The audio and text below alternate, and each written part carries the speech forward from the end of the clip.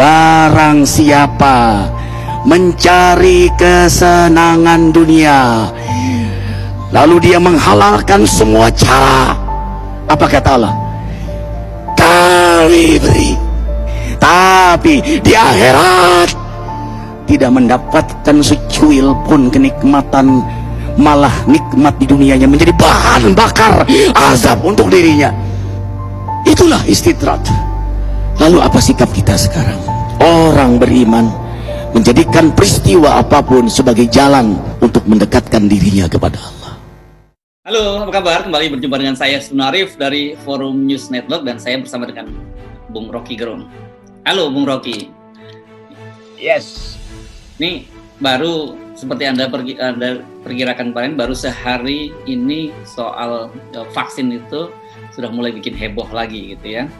Persoalannya memang kemarin orang ribut-ribut menduga bahwa ini vaksinnya pura-pura begitu. Tapi yang paling rame itu salah satu, ini kan duta ya namanya, Raffi Ahmad, itu kan influencer yang diharapkan meyakinkan orang untuk untuk mau divaksin. Tiba-tiba malamnya dia udah kedapatan pesta tanpa masker. Nah ini jadinya pengacara Habib jadi nuntut keadilan karena di situ bukan hanya Raffi, ada Ahok dan sebagainya gitu di sebuah pesta tanpa protokol kesehatan. Ya itu masuk akal dan harusnya begitu perlakuan terhadap terutama kaum pesohor, selebritis itu. Karena tadi Habib Rizik dipindahkan ke tahanan Bareskrim dalam keadaan sakit itu. Karena soal melanggar protokol kesehatan yang sebetulnya juga absurd karena tidak ada yang dilanggar dalam undang-undang karantina sebetulnya. Tapi itu soal hukum tuh. Tapi ini soal perilaku tuh. Habib Rizik menerima risiko itu dan dia ikuti proses hukum. Tapi ini orang-orang yang dianggap sebagai influencer istana justru memperlihatkan arogansi sebetulnya kan. Apalagi kalau disebut sebagai selebriti gitu. Saya kasih catatan dulu soal apa yang disebut selebriti gitu ya. Di dalam dunia entertainment, selebriti itu bukan sekedar jumlah penampilan muka pada publik sehingga dia direkognisi wajahnya. Tapi yang direkognisi itu adalah idenya, itu karakternya. Itu namanya selebritis itu. Orang semacam Oprah Winfrey itu betul-betul selebriti. Karena dia mengedukasi publik dengan kekuatan pikiran. Idenya bagus betul tuh. Sehingga satu waktu si Oprah Winfrey mungkin sedikit disinisin. Anda kok sekarang tampilnya berlebih-lebih apa segala macam tuh. Oprah Winfrey bilang begini nih. Saya masih ingat, saya baca kesaksian itu tuh. Tidak, saya masih berdiri, kaki saya masih menginjak bumi. Saya hanya memakai sepatu yang agak bagus itu. Jadi dia mulai ledek orang-orang bahwa enggak, saya tetap Oprah Winfrey, saya hanya mengubah cara saya bicara itu. Dalam bahasa Inggris disebut I still have my feet on the ground, I just wear better shoes gitu. Nah sekarang selebritis kita kakinya di langit, tapi otaknya justru di sepatu kan, terbalik dengan Oprah Winfrey. Jadi kita membayangkan apa sebetulnya yang disebut dengan pesohor selebritis itu. Di dalam dunia saya ngajar tentang cultural studies dulu di UI. Saya kasih contoh misalnya selebritis yang buruk tapi terus-menerus dipromosikan. Itu namanya Paris Hilton. Dia nggak punya pengetahuan apa-apa dan nggak punya ide apa-apa. Cuman karena dia kaya, dia bikin produk segala macam, maka dia juga disebut selebritis gitu kan. Bahkan dianggap sebagai selebritis dalam pengertian yang diolok-olok. Disebut selebutan gitu, selebritis yang debutannya dia promosikan sendiri. Jadi kedunguan juga itu adalah bisa diselebritikan, kira-kira begitu kesimpulannya tuh.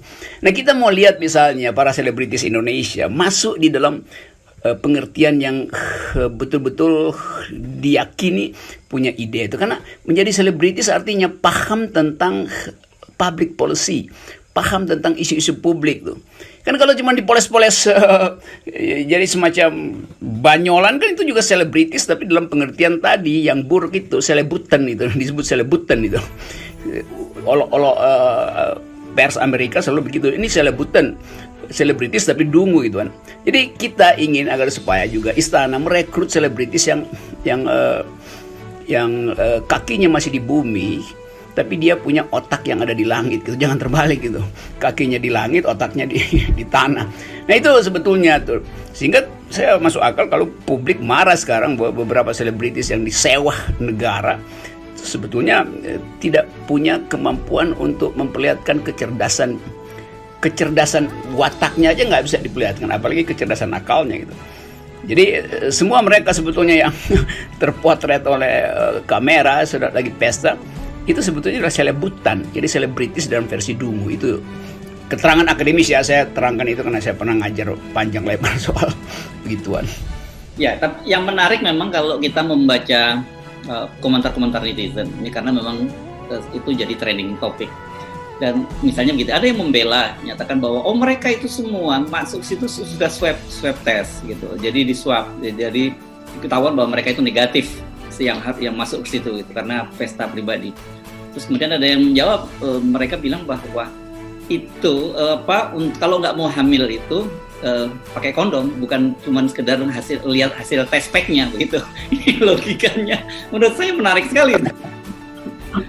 Ya artinya publik kita udah terlalu cerdas untuk menapis mana selebritis yang punya otak, mana selebritis yang ada otaknya tapi didengkul. Kira-kira begitu yang mau disebutin oleh mereka kan. Karena kita semua baca di dalam semua riset internasional hubungan antara efikasi dari vaksin itu dan penularan kembali itu justru tidak berbanding langsung tuh. Nah karena itu prosedur yang seharusnya dia pahami sebagai selebritis kan dia mesti lebih paham dari publiknya kan. Itu dia nggak pahami ternyata. Jadi terlihat kedunguan menganggap begitu divaksin, begitu di swab negatif maka udah bebas itu. Jadi ini sebetulnya kayak orang hanya ingin dapat sensasinya, tapi substansi dari vaksinasi itu dia nggak dapat. Ini satu paket lagi dengan banyak kritik yang diberikan oleh dokter ahli vaksin lain atau epidemiologis lain yang tidak percaya bahwa jarum suntik itu caranya benar segala macam. Jadi ini drama yang benar-benar berlanjut, akan terus berlanjut tuh. Siapa tadi dokter itu? Apa saya dengar tadi dokternya ada surat apa itu? Ya.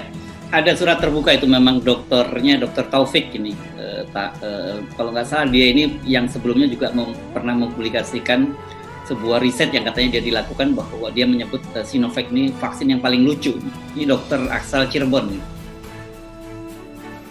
Iya itu saya bahkan diterangkan itu posisi alat suntik segala macam itu bahwa itu speed buat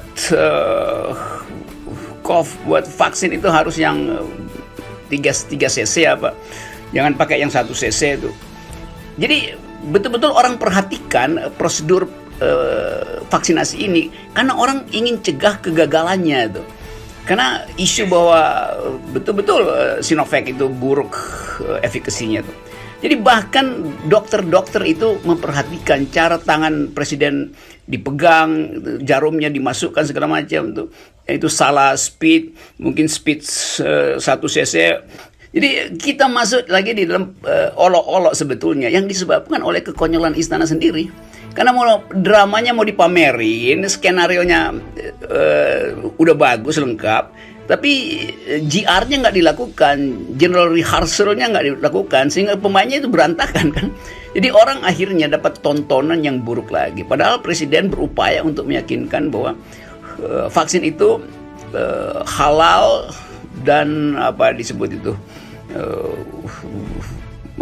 di belakangnya ada banner kan bahwa itu vaksin yang benar dan halal apa sih apa halal dan aman aman dan halal, tapi kemudian yang ditangkap ya aman halal tapi dungu kan begitu kan jadinya kan.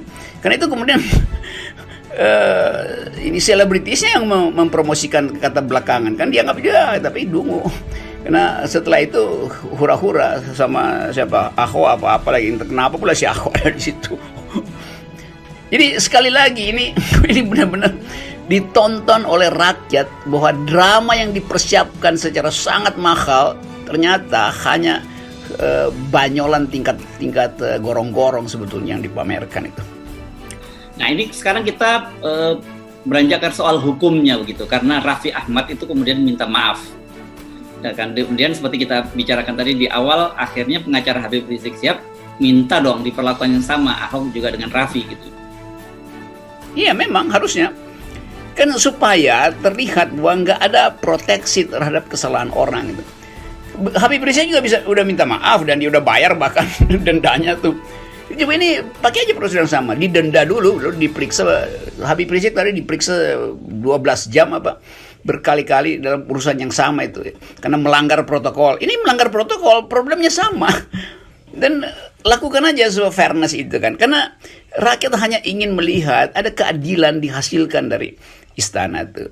Jangan sekedar jarum suntiknya yang dipamerin, tapi jarum pikiran sehatnya juga harus ditujukan. Bahwa kalau pikirannya sehat, maka semua yang melanggar protokol itu harus diperlakukan sebangun dengan yang dialami oleh Habib Rizik gitu.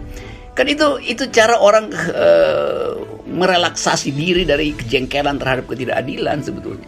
Kalau nggak ya orang pendam dendam lagi kan, dan anggap ya pemerintah memang benar-benar mengincar Habib Rizik dan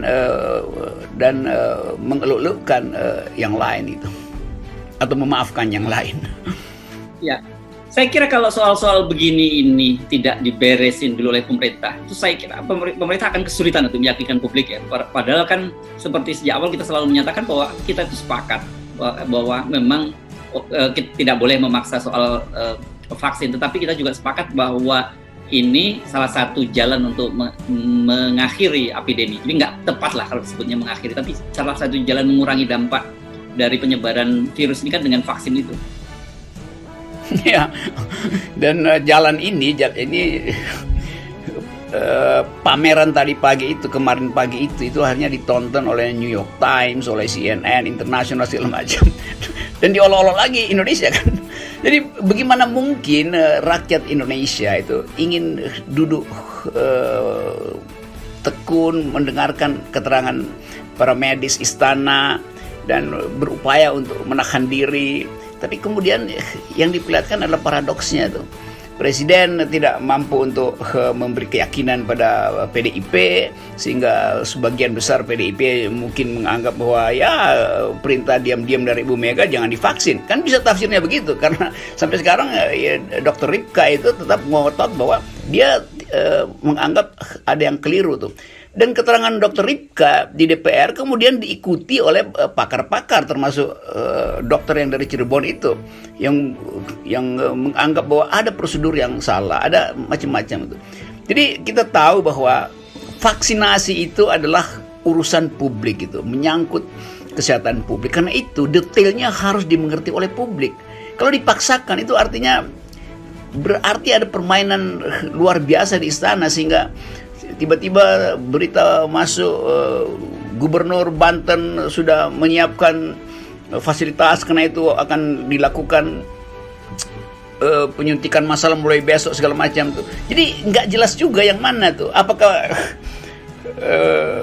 para medis duluan atau penegak hukum duluan, aparat kepolisian, atau sekaligus rakyat. Jadi nggak jelas tuh, sampai di daerah tuh orang nggak jelas siapa yang mesti dahulu divaksin tuh. Mungkin para menteri berharap oke, supaya publik lupa kita yang paling belakangan tuh. Padahal sebetulnya urutannya ya lakukan.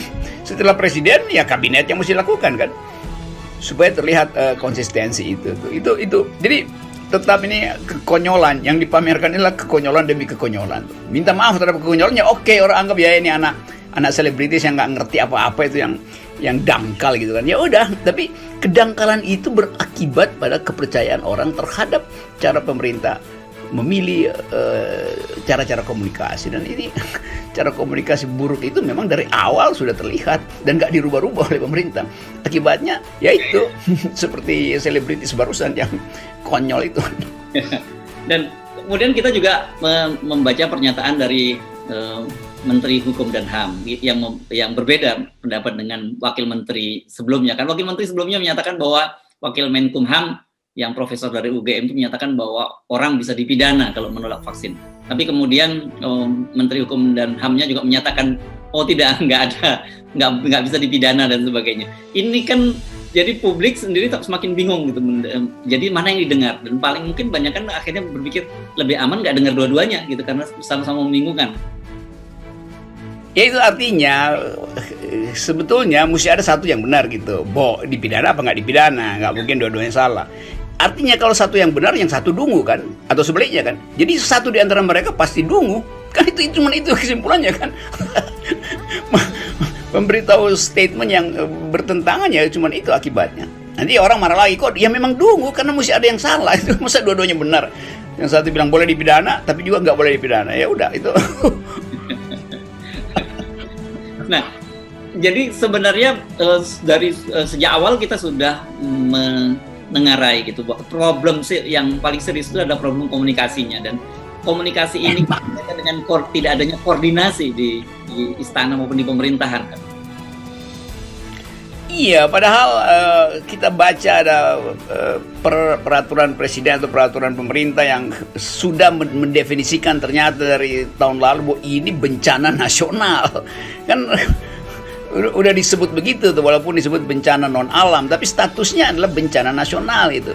Jadi koordinasi dan keseriusan pemerintah itu harus di dalam kondisi kebencanaan itu kan. Ini benar-benar dipermainkan kan. Kalau bencana ngapain mesti pakai selebritis untuk nangani bencana? Itu nggak ada gunanya.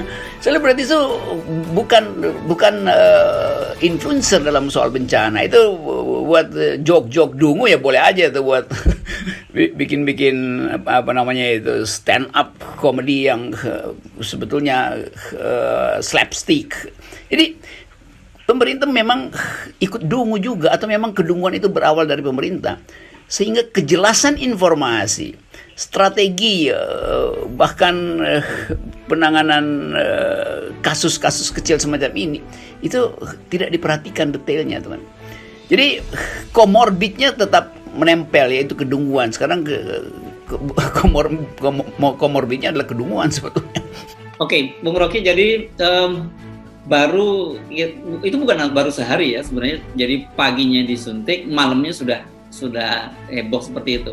Kita tidak bisa membayangkan ini kelanjutannya bagaimana, karena sebenarnya setelah Raffi ini banyak sekali kemudian para selebriti yang dikerahkan juga untuk menerima vaksin. Karena itu mesti ada semacam sekolah selebriti gitu. Kita bikin aja kursus menjadi selebriti itu. Menjadi selebriti artinya paham tentang public issue. Bahkan dia mesti mampu bicara global culture, global politics, prinsip hukum. Karena dia berhubungan dengan kamera publik.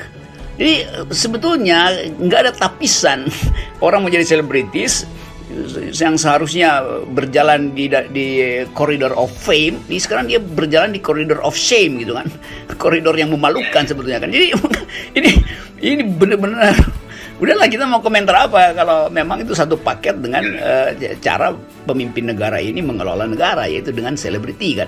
Kan seringkali para pemimpin negara, istana itu kan memperlihatkan selebritinya itu, selebrisasinya itu, daripada maksud dari satu peristiwa. Jadi dibungkus dengan selebrasi, akibatnya orang dapat kesan palsu terhadap isi peristiwa itu. Jadi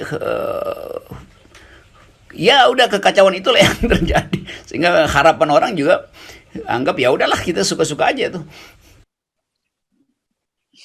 Ya, baik. Terima kasih Bung Rocky. Jadi kita sementara bersuka-suka, bukan berarti bersuka-suka tanpa menjaga protokol gitu, tapi bersuka-suka dalam bentuk yang berbeda, itu menertawakan kedunguan yang Anda sampaikan tadi. Nah itu dia. Jadi yang